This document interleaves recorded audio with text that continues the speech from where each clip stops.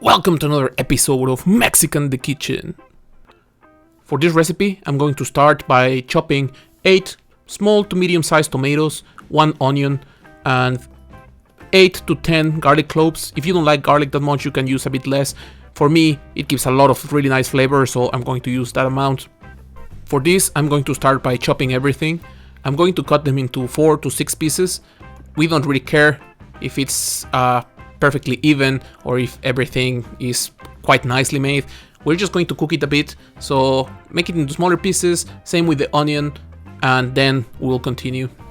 I'm going to set those aside for a while, and I'm going to continue preparing everything. Birria is one of those recipes that has a lot of variations, and I'm going to show you something very simple. For that, I'm going to use ancho and guajillo chilies. When I first came to Finland, these were not so easy to find, so nowadays I think they're way easier to find, but still I'm going to leave a link in the description from where I get mine. If you live somewhere else, check on your local Mexican market, I'm sure they have some. Most people assume that because we use a lot of chilies in Mexican food, then our food must be always spicy, and most of the time we use chilies mostly for the flavor. These two are a perfect example of that. I'm going to use 3 anchos and 5 guajillos, but I've seen people use morita, I've seen people use some California chilies, so you can play with them, make different versions of this. What I'm going to do first is just cut them open. I'm going to remove the stem and remove all the seeds and all the veins that are inside. As I always say, when you work with chilies like this, if you have really sensitive hands, you could use maybe some protective gloves, but always remember to wash your hands really nice. Don't touch your eyes, your face, go to the toilet, because that's something you don't want to learn the hard way. Once we have cleaned our chilies, then we can start cooking. I have this pot in a 3 or 4 out of 6, so medium high fire. I'm going to add a bit of oil. I use canola oil, you can use whatever you want. Once our pot is warm, we can add the tomatoes, the garlic, and the onion. Try to add the tomatoes before the oil is too hot, otherwise the water in the tomatoes will make the oil jump everywhere. Once we have everything in the pot, we want everything to soften, we want the tomatoes to cook a bit, we want the onion to turn into this see-through kind of color. So just keep mixing, we don't want anything to get stuck on the bottom, we don't want anything to burn. Mix from time to time, and this is a good time when we can start seasoning. I'm going to add 1 tablespoon of black pepper, 1 tablespoon of allspice, 1 teaspoon of cumin, 1 teaspoon of dry oregano, 1.5 teaspoons of thyme, 3 to 5 bay leaves, 1 small cinnamon stick. As I said, remember to keep mixing. As you can tell, the tomatoes are getting a bit softer, there's some of the liquid coming out, everything's starting to mix. The smell of this is quite nice because you can smell the spices slowly start giving a lot of this fragrance. At this point we can add our 3 anchos and 5 guajillo chilies.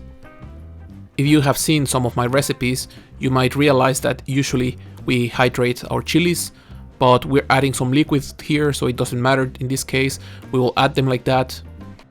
I'm going to add 2 tablespoons of white vinegar, and I'm also going to add 1 liter of water.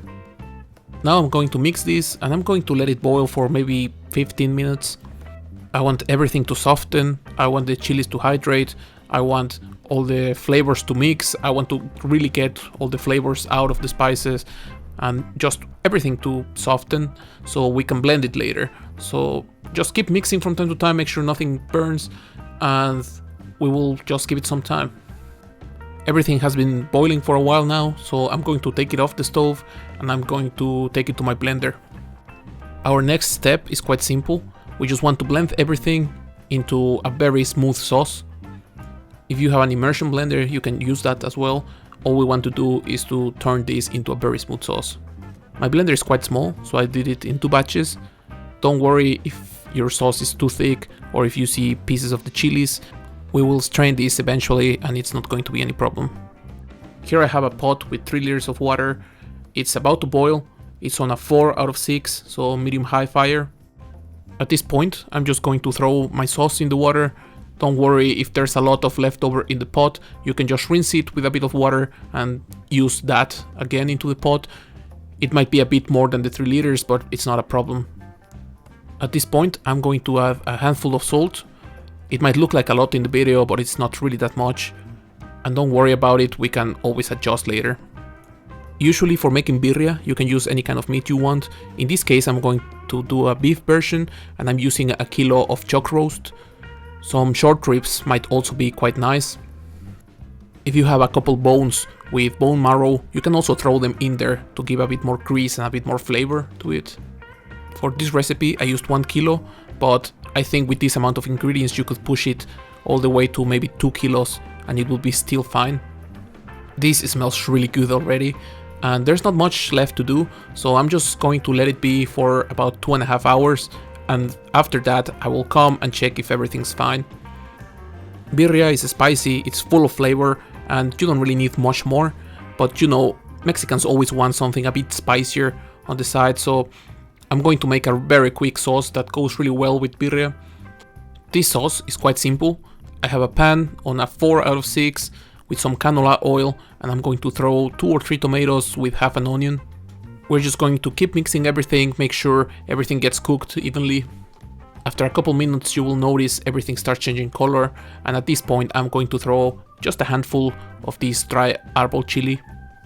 You could also use other kind of dried chilies, but I think arbol is the one that goes really well with this.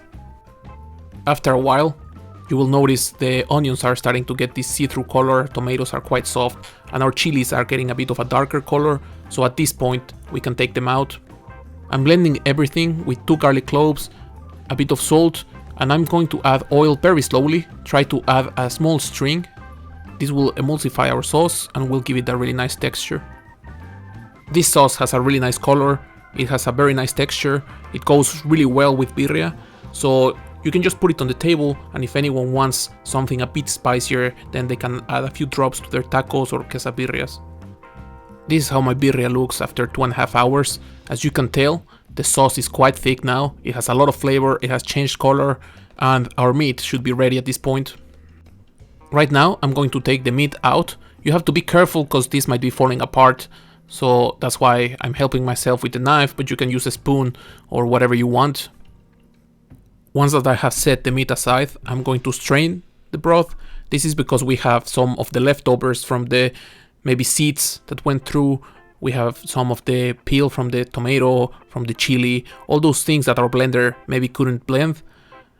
And all of these things are quite chewy, so we don't want anyone that's eating our birria to get those in between the teeth or to struggle with them, because that can get a bit annoying.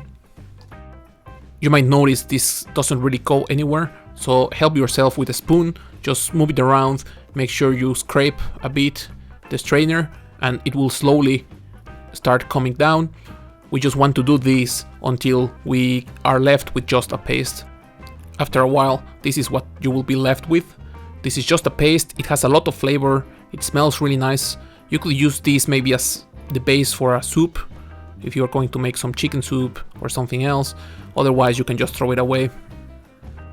We have also set our meat aside, so at this point I'm just going to chop everything. Our meat has a really nice color, it's quite juicy, it's basically quite easy to cut, I'm not struggling at all. You can just tell it's going quite easily, and this is quite nice because at this point we're ready to start putting our tacos together. So just chop everything into small pieces and then we can continue. I have my broth on the stove and I also have a hot skillet. I'm going to take a corn tortilla, you can also use wheat if you want. I'm going to dip it in my broth, especially I want to take the fat. So just put it on top, try to dip it a bit and then just put it back into our skillet. How many you do at once, it depends on how hot your skillet is, how quick you are, how much space you have. So I'm going to do 2 here, you can of course do as many as you wish. Once the tortilla is hot, I'm going to flip it once and then I'm going to put all the ingredients inside. I'm going to start with the meat and then I'm going to add some cheese because I like having some quesabirrias, this will melt really nice and it goes quite well. Then I will just finish this with the usual topping of a lot of Mexican tacos, a bit of fresh onion and fresh coriander. Once we have done this, we can just close our taco and do the same with the next one. After a while, you want to flip them so both sides get cooked evenly. You can add a bit more liquid inside or outside, however you wish. Tortilla is getting a bit crispy. The cheese has melted already. These look amazing, so we're ready to eat. Our birria tacos or quesabirrias are ready. You usually serve the broth in a small container, maybe a cup. You can serve it also in a small bowl, but this is quite strong and some people might just want to have a bit of it. You prepare that broth with a bit of onion, coriander, some lime juice on it, and you can either drink this as a soup or you can just dip your taco in it. It tastes amazing and it gives a lot of flavor. This is how I make birria. I think it's very simple, quite nice. Most people will like it. If you try lamb or the traditional or more traditional recipes, a lot of people might not love that kind of thing. They don't like the strong taste it has, but this is quite simple. Most people like beef. Quite nice. When you put it in a taco like this, you have all the nice ingredients. The lamb will give a bit of the acidity, then you have the coriander and the crunchy onion, quite fresh. The meat, if you have the cheese, is really nice. You might also want to fry them. You might want to do them with like the wheat tortilla. A lot of variations. You can add a bit of the hot sauce. But the best thing is when you have the broth, you have your taco, and then you get to dip. So try it at home, press like, activate the bell, those kind of things, and see you in the next one.